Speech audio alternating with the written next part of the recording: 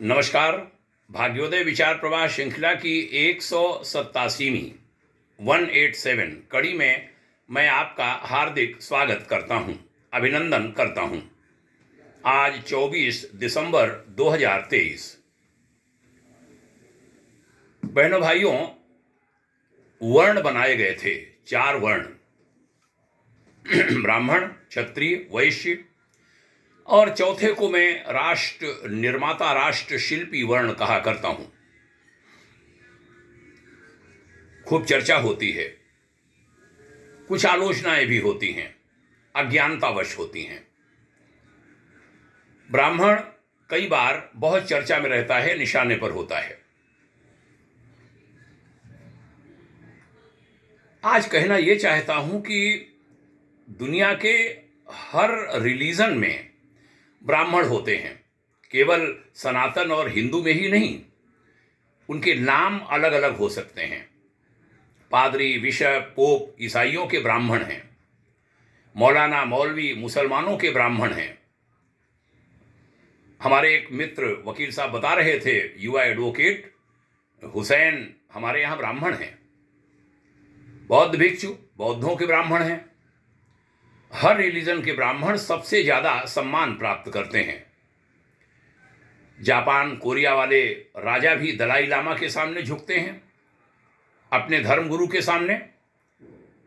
वैसे अमेरिका के राष्ट्रपति तक अपने पादरी, पोप के सामने झुकते हैं।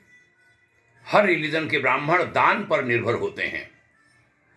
कोई मौलवी नौकरी नहीं करता, दुकान नहीं चलाता, न कोई पादरी, न कोई बौद्ध, सब दान दक्षिणा पर ही चलते हैं। जो बात हिंदू धर्म के ब्राह्मण को दूसरों से अलग करती है वह है ज्ञान का स्तर। बाकी का ज्ञान उनकी धार्मिक बातों तक ही सीमित होता है। हिंदू धर्म वालों के पास एक पूरा का पूरा पुस्तकालय है। भाई प्रमोद शर्मा की वाल से मैंने पढ़ा था, जिसका मैं सराहक बना, कि हिंदू धर्म का ब्राह्मण ज्ञानी इसलिए नहीं होता कि वो ब्राह्मण है।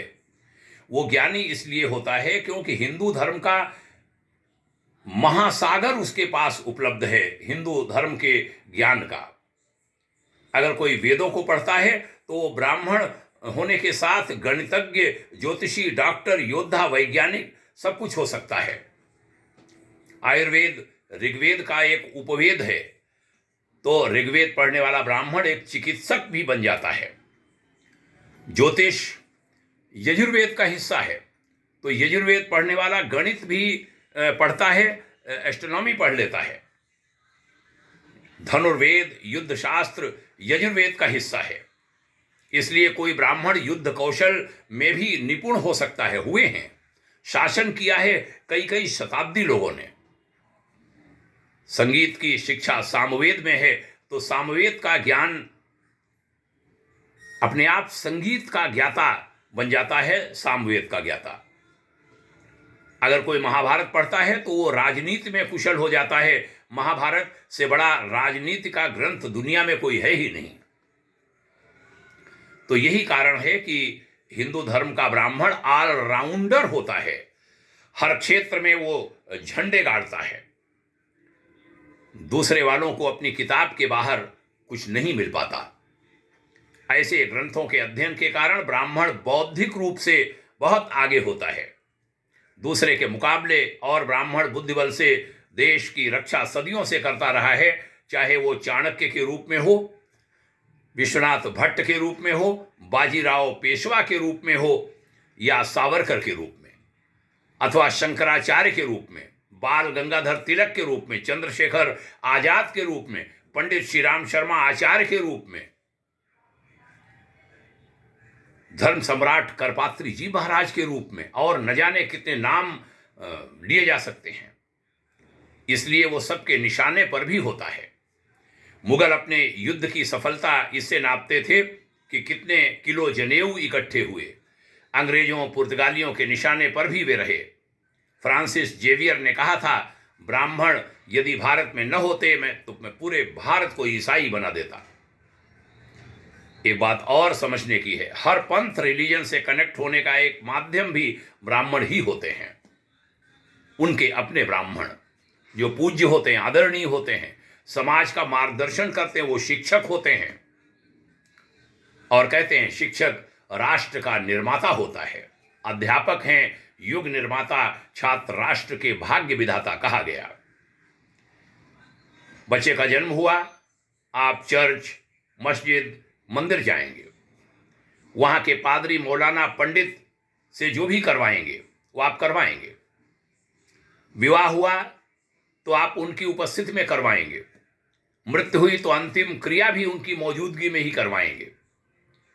सोचिए कि अगर ऐसा दुष्प्रचार कर दिया जाए कि हर पादरी, हर मौलाना ठग है, हर ब्राह्मण ठग है, ये लोग लूटते हैं, अंधविश्वास फैलाते हैं, भ्रष्ट हैं, तो क्या होगा?